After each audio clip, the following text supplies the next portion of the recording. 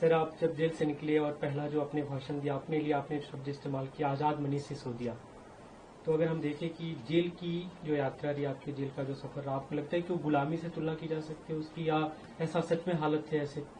नहीं, देखिए, जेल में जो बंद है वो अपनी मर्जी का मालिक तो है ही नहीं, और इसीलिए स्वतंत्रता की कीमत है। इसीलिए हमने अंग्रेजों से भी लड़ाई लड़ी थी कि देश के लोग अपनी मर्जी से जिएंगे, अपनी मर्जी से काम करेंगे। इसीलिए कॉन्स्टिट्यूशन में लिखा हुआ है कि right to life and liberty.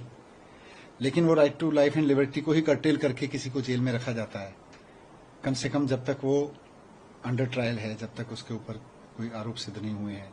केवल आरोप लगाने के आधार पर जब रखा जाता है, तो निश्चित रूप से जो भी अपनी मर्जी का मालिक नहीं है, संविधान के हिसाब से वो आजाद तो है ही नहीं। और जैसे ही संविधान के हिसाब से उस व्यक्ति को बेल मिलती है, वो आजाद होता है। तो इसमें तो कोई दो राय नहीं है कि जेल का जीवन अपनी मर्जी का जीवन तो है ही नहीं। आपका सफर कैसा रहा? जो आपने लगातार बीते दिनों में कभी की काफी किताबें पढ़ी, लेकिन जो आप अपने जिक्र भी किया था अपने स्पीच में कि जब वोट आते जाते थे, पार्टी ऑफिस आप देख रहे हैं कि जिस पार्टी ऑफिस में लगातार आप स्वतंत्रता से घूम रहे हैं, वहाँ पे एक बंद गाड़ी में घूमते हुए जा रहे हैं। नहीं, ये एक फीलिंग होती थी। निश्चित रूप से एक इंसान के मन में 24 घंटे में हजारों तरह के भाव आते हैं, हजारों तरह के विचार आते हैं। मैं भी इंसान हूं, मुझे भी चीजें अच्छी बुरी लगती रहती थी बीच बीच में। पर ओवरऑल मैंने जेल में जाके देखा कि वहां लोगों के सामने एकदम वैक्यूम है। वो चाहे 4 दिन के लिए जेल जाए, 1 महीने के लिए जाए, 17 महीने के लिए जाए, उससे फर्क नहीं पड़ता। जब आदमी जेल जाता है तो उसके सामने एक वैक्यूम है कि अब वो क्या करे। 15-16 घंटे उसको एक सेल में बंद रहना है, थोड़ी देर उसको घूमने के लिए मिलना है, तो वो भी छोटा सा एक तारा है, उसमें घूमेगा। तो वैसे में जेल में क्या करें? तो ऐसे में बहुत सारे लोग टूट जाते हैं, डरते हैं।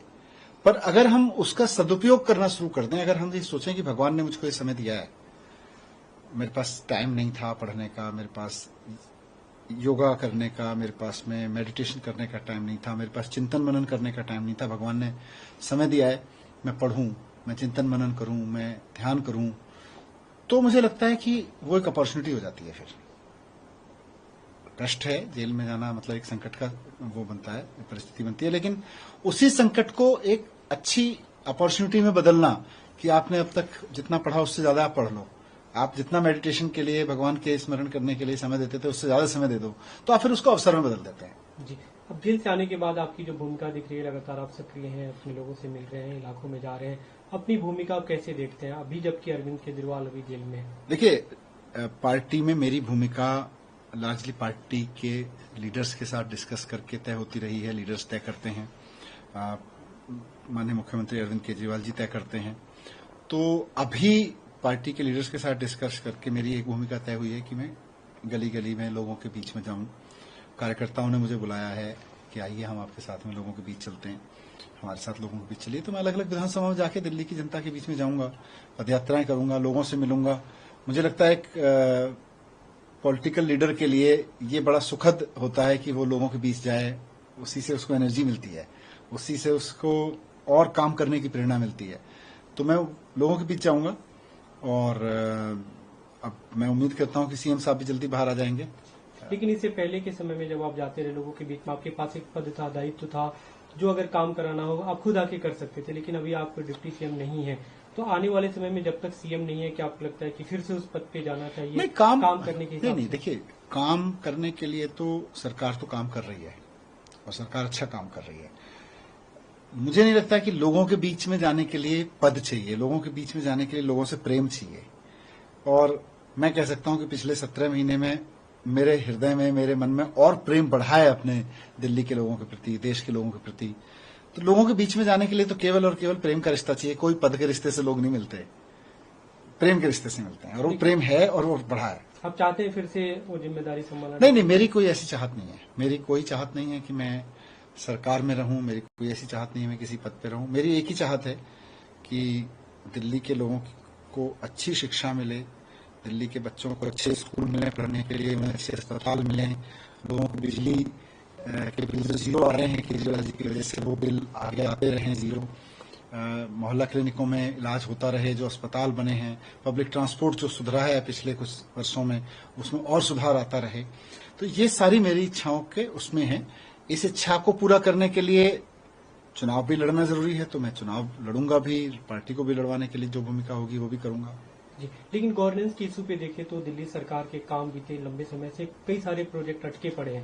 अभी भी अगर आप लोगों के बीच जा रहे हैं तो ये दिल्ली पानी स्कूल की बातें कर रहे हैं। आपने जब वित्त मंत्री रहते हुए बजट पेश किया तो उसमें कई सारी ऐसी घोषणाएं थी, कई सारे ऐसे प्रोजेक्ट थे जो अब तक धरातल पे नहीं उतर सके। तो आपको नहीं लगता कि काम वो ठप रहे बीते कुछ दिनों में नहीं। और उसमें आगे आके करने की जरूरत है? वो जितने काम हैं, देखिए, जनता को अच्छे स्कूल चाहिए, अच्छे अस्पताल चाहिए, बिजली महंगी ना हो, बिजली के बिल जीरो आ जाएं तो बहुत अच्छा। महिलाएं बसों में जा रही हैं, उनको महिलाओं को टिकट ना लगे, गरीब महिलाएं भी जाती हैं और महिलाओं को बचत होती है। पब्लिक ट्रांसपोर्ट उनको अच्छी मिल रही है। ये लोग हॉस्पिटल में जाते हैं, मोहल्ला क्लिनिक में करोड़ों लोगों को इलाज मिल रहा है। अच्छा, तो लोगों के ये काम हो रहे हैं और हम उस दिशा में काम कर रहे हैं, हमारी सरकार उस दिशा में काम कर रही है। बाकी बहुत सारे नए आइडियाज आते रहेंगे, उनमें से कुछ इम्प्लीमेंट होंगे, कुछ किसी और, आज किसी कारण से रुके हैं, पहले कोई और किसी कारण से रुके, तो कुछ चीजें रुक जाती हैं। वो जरूरी नहीं है कि इस कारण से रुकी। पहले भी जब नहीं थे, मैं सरकार में भी था, उस वक्त भी हम 100 चीजें सोचते थे करने की, तो 2-4 चीजें ऐसी हो जाती थी जो शुरू नहीं हो पाती थी।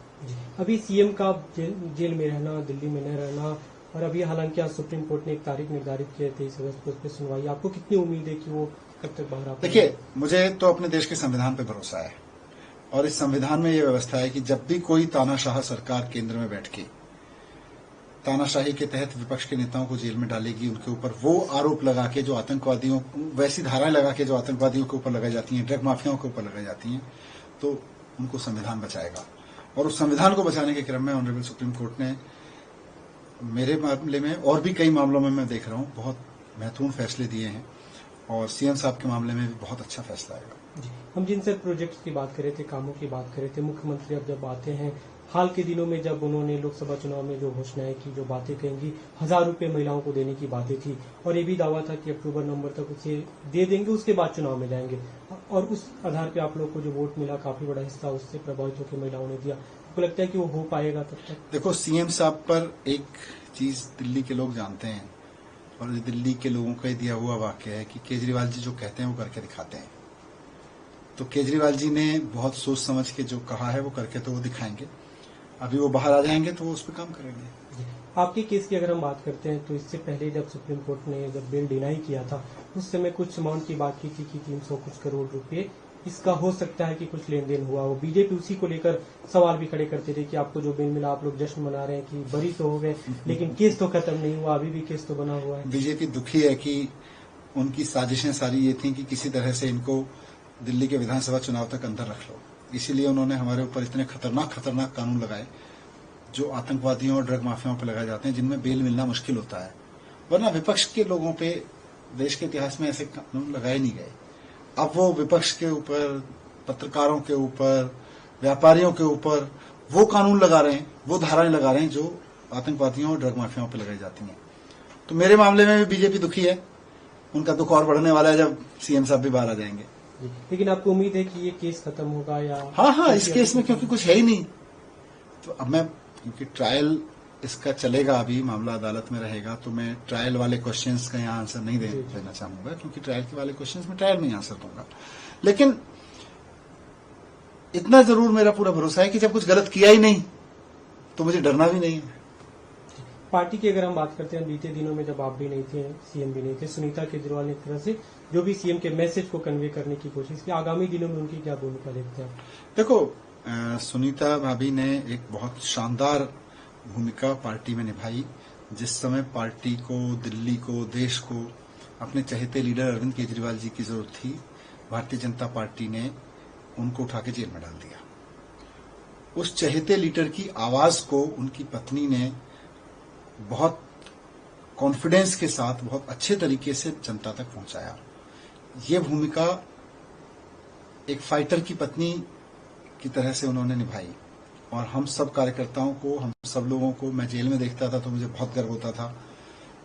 तो मुझे लगता है जब सीएम साहब बाहर आ जाएंगे तो उसके बाद उस भूमिका की शायद आवश्यकता नहीं पड़ेगी। उसके बाद में वो उससे पहले भी बहुत महत्वपूर्ण भूमिकाएं निभाती रही हैं, वो निभाएंगी। जी, आपकी अगर हम बात करें, आपने पटपटगढ़ से चुनाव लड़ा, वहां से जीते, और जब जेल में रहे तब भी खबरें आती रही कि वहाँ के डेवलपमेंट के लिए आपने फंड इशू किया, अभी भी लोगों से मिले। अगला चुनाव भी आप पटपटगढ़ से लड़ने जा रहे हैं? हाँ, इसमें क्या सवाल है। एक अंतिम सवाल सर, अभी आपने लगातार कहा है कि पार्टी अटूट रही जब आप लोग जेल में थे, लेकिन इस दौरान आपके एक मंत्री भी छोड़ के चले गए, एक विधायक भी कई गए, कुछ पार्षद भी गए, तो आपको लगता है कि कहीं ना कहीं असंतोष की भावना नहीं, बल्कि देखो हमने ये देखा है कि छोटे से संकट में ना, अलग अलग राज्यों में हमने देखा अलग अलग पार्टियों का कि छोटे से संकट में लोग पार्टी छोड़ के भाग जाते हैं, टूट जाती हैं पार्टियां, उनकी चलती हुई सरकारें गिर जाती हैं।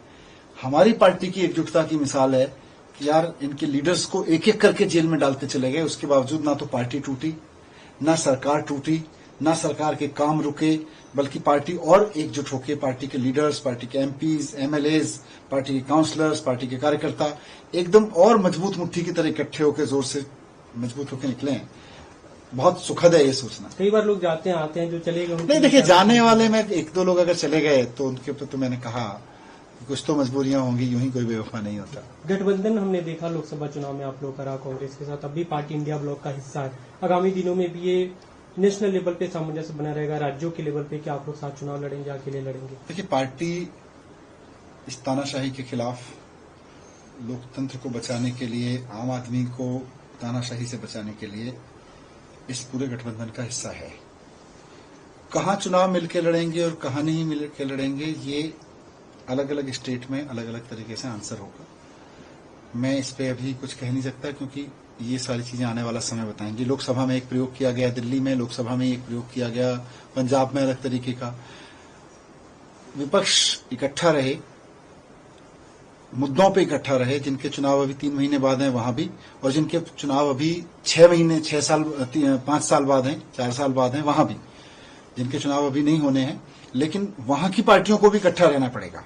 बात चुनावी एकता की नहीं है, बात देश के लिए एकता की। दिल्ली में अकेले चुनाव लड़ रही है आम आदमी पार्टी। ये सब ऐसे सवाल हैं जो अभी मुझे लगता है आंसर होंगे अपने आप में। अभी आप क्यों हेडलाइन खोज रहे हैं कि लड़ेगी कि नहीं लड़ेगी, हाँ करेगी कि नहीं लड़ेगी? मेरे लिए उससे महत्वपूर्ण है कि दिल्ली में तो अभी काम चल रहे हैं, अरविंद जी बाहर आ जाएंगे फिर तय करेंगे। Thank you.